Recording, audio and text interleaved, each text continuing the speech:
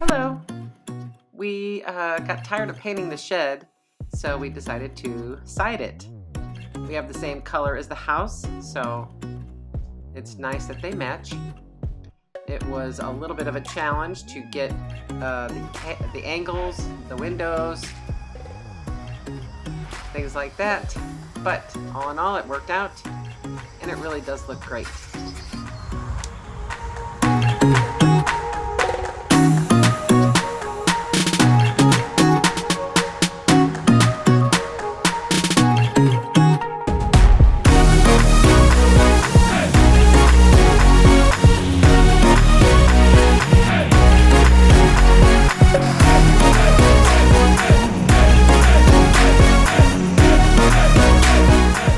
And even though it is a shed, we installed a mini split heater AC unit to keep everything cool or warm.